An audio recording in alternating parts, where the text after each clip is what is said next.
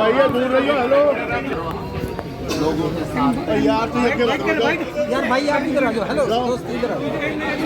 निकल भाई चलो आगे जाओ। एक बार बाइट लेनी है थोड़ा सा।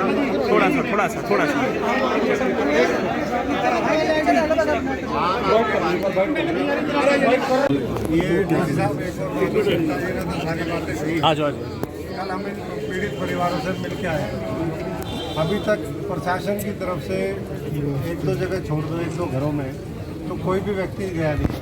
तो हमारी ये रिक्वेस्ट है, क्योंकि आप सरकार के प्रतिनिधि हैं यहाँ पर, तो जब तक आप लोग उस सेंसिटिविटी के साथ नहीं जाएंगे, इनकी सुनेंगे नहीं, तो कैसे मामला किसका मोबाइल है, तो थोड़ा सा किसी को भेजिए ताकि इनको राहत भी महसूस हो। ये बेचारे गरीब आदमी हैं, रोज़ मजदूरी कमा कर आने वाले लोग हैं। तो जो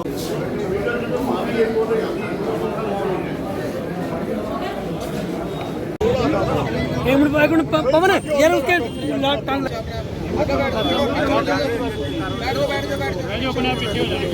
पीछे चली जाएगी।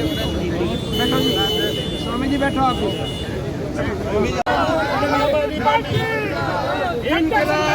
जिंदाबाद, आम आदमी पार्टी जिंदाबाद, अरविंद केजरीवाल जिंदाबाद, अरविंद केजरीवाल जिंदाबाद, अरविंद केजरीवाल जिंदाबाद, अरविंद केजरीवाल जिंदाबाद।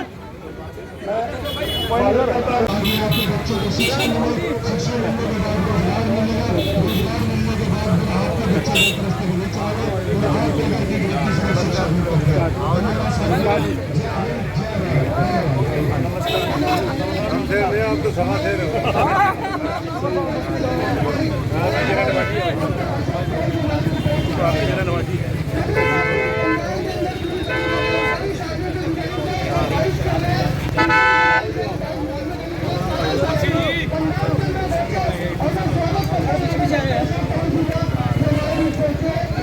गुजारिश करूंगा जो पीड़ित परिवार है उनको 1-1 करोड़ रुपए का मुआवजा ये सरकार करे।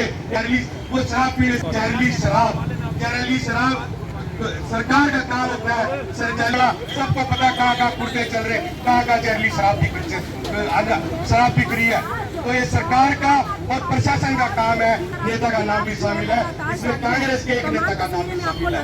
तो ये मिली जुली बातें हैं, सब पकड़े जा रहे, कांग्रेस के नेता पकड़े जा रहे। तो मैं तो एक मांग करूंगा पुरजोर तरीके से कि जो भी छोटी मछलियों को टारगेट न करा जाए, छोटी मछलियों को पकड़ी जाएगी, बड़ी मछलियों को पकड़े, बड़ी मछलियों को पकड़े।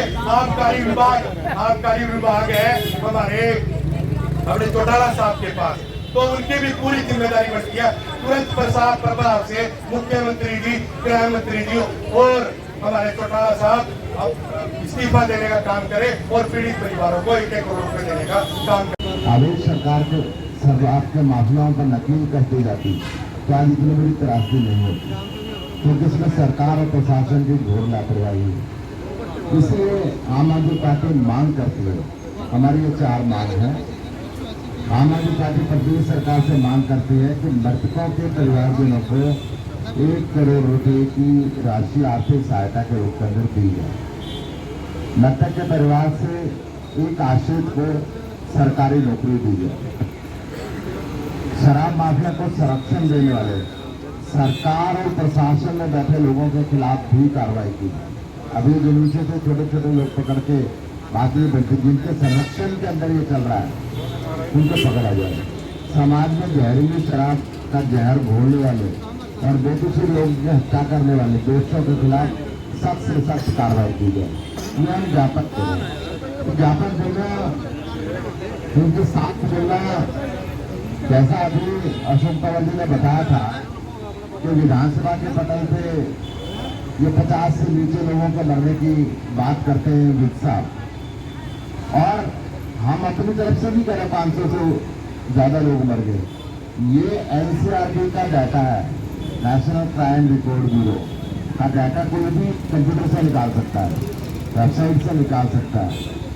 मतलब ये विधानसभा के पटल पे भी डाटा छुपाते हैं, और यहाँ पे जो शराब का धंधा नकली का कर रहे हैं उसमें कांग्रेस के और BJP के पदाधिकारी में पकड़े गए।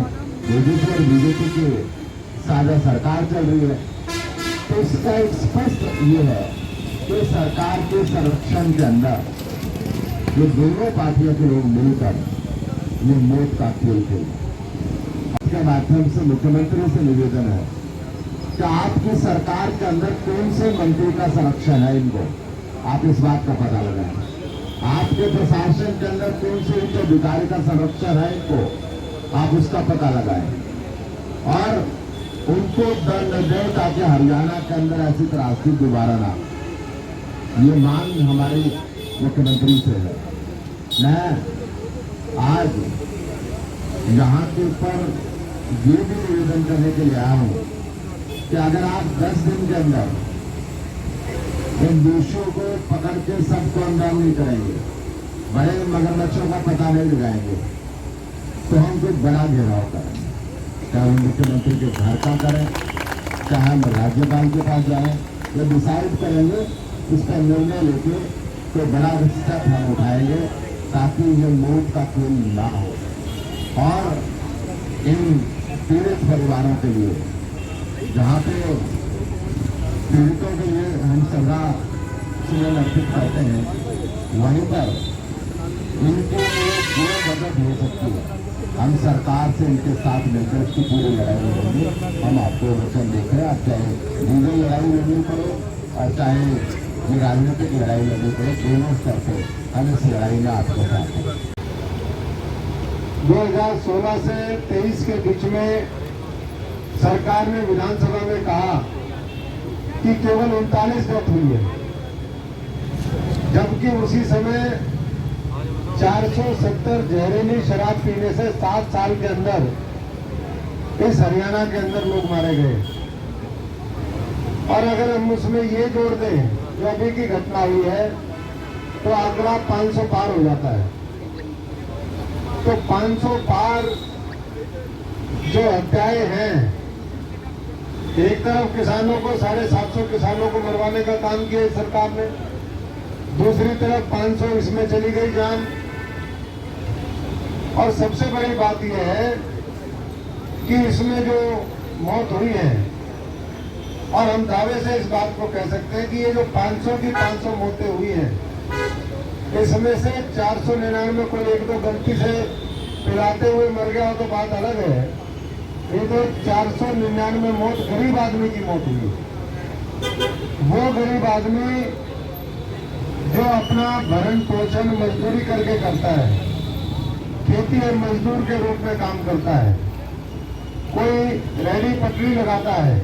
कल क्योंकि हम गए, अभी ये भाई अजय जी बैठे हैं, सुरेश जी बैठे हैं, ये हमारी माताएं बहनें बैठी हैं, उनके छोटे छोटे बच्चे आए।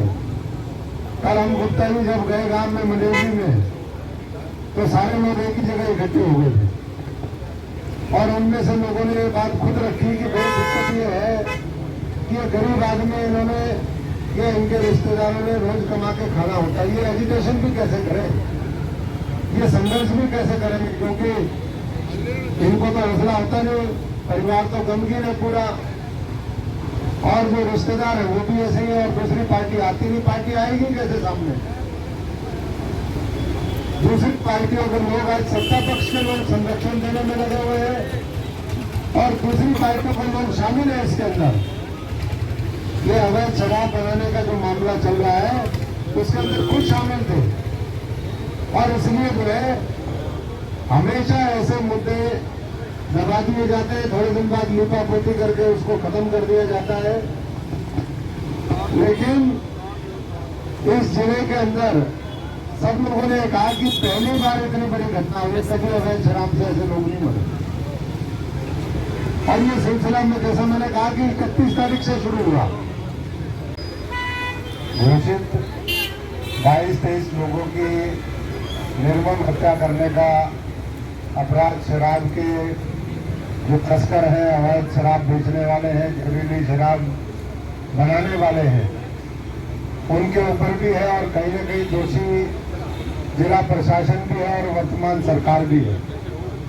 आज इस मौके पर धरने में यहाँ पर पहुंचे हमारे पीड़ित परिवार के सभी सदस्यगण, हमारे पार्टी के अध्यक्ष डॉक्टर सुशील गुप्ता जी, चित्रा जी, एक दूसरे को जानते हैं, बहुत वरिष्ठ साथी यहाँ पर पदाधिकारी यहाँ पहुँचे हैं, अलग अलग विभाग और प्रकोष्ठों के साथी हैं, और मीडिया के साथियों का भी मैं बहुत बहुत धन्यवाद करता हूँ, आभार प्रकट करता हूँ कि जब लोगों की आवाज़ प्रशासन और सरकार सुनना बंद कर देती है तो जिम्मेदारी लोकतंत्र के चौथे स्तंभ के ऊपर होती है। यहाँ के स्थानीय मीडिया ने बखूबी इस पूरे मामले को बड़ी संजीदगी के साथ, बड़ी गंभीरता के साथ उठाने का काम किया, और पिछले 3 दिन से लगातार, वैसे तो हम कई दिन से लगातार अखबार में पढ़ रहे हैं, लेकिन पिछले 3 दिन से बहुत बारीकी से हमने इस मामले को समझा। मैं थोड़ा सा समय ज़्यादा लूँगा क्योंकि जितने भी साथी हैं उनसे भी, क्योंकि हम चंडीगढ़ में भी हमने प्रेस कॉन्फ्रेंस की, तब भी मामले में बहुत से तथ्य निकल करके आए। उसके बाद कल हम सारण में, मनेवरी में, फूसगढ़ और आसपास के जो गांव जिनके लोग इसमें चपेट में आए, उन साथियों से, उन परिवारों से मिले, और जो चीजें सामने आई मैं उसको थोड़ा सा विस्तार से रखना चाहूंगा। ये सरकार, आप सब भी जानते हैं और हम भी जानते हैं इस बात को, कि आंकड़ों का खेल खेलती है। घड़ी में एकत्रित हमारे प्रदेश अध्यक्ष डॉक्टर सुशील गुप्ता जी की अगुवाई में आए सारे आम आदमी पार्टी के हमारे साथी, हमारे जो है संघर्षशील कार्यकर्ता हैं।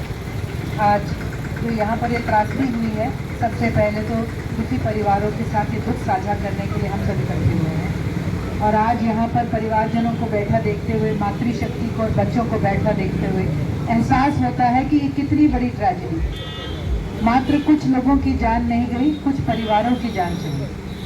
और इस जो ये त्रासदी आई है, दिन ब दिन इसके आंकड़े बढ़ते चले जा रहे हैं, लेकिन सरकार के ऊपर इसकी एक चुप्पी है, जो कि हम कहेंगे कि भाजपा का जो है एक पहचान बन गई है, एक संवेदनहीनता। आज यहाँ पर अरविंद केजरीवाल जी का मैसेज लेकर, उनकी सोच और उनकी संवेदना लेकर हमारे प्रदेश का श्रेष्ठ नेतृत्व यहाँ पर आज एकत्रित हुआ है। डॉक्टर सुशील गुप्ता जी आज हमारे बीच में हैं, हमारे प्रदेश के कैंपेन कमेटी के इंचार्ज डॉक्टर अशोक तंवर जी हमारे बीच में हैं। आज हमारे लोकसभा अध्यक्ष आदर्श पाल जी की अगुवाई में हम सब इकट्ठे हुए हैं यहाँ पर। आज हमारे सारे जिला अध्यक्ष और पदाधिकारी हैं।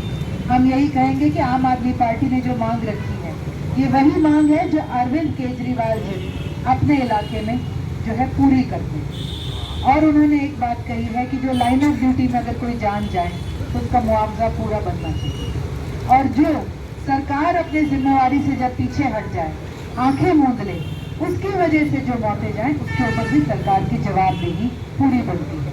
आज हमारी मांगों को लेकर हम अपने श्रेष्ठ नेतृत्व के जो है अगुवाई में आज डीसी के माध्यम से ये जो हमारा मैसेज है, ये स्टेट के नेतृत्व, हमारे मुखिया जो स्टेट के हैं, हमारे मनोहर लाल खट्टर जी चीफ मिनिस्टर साहब, उन तक पहुंचाना चाहेंगे, और आशा करेंगे ये गूंगी बहरी सरकार शायद जाग जाए।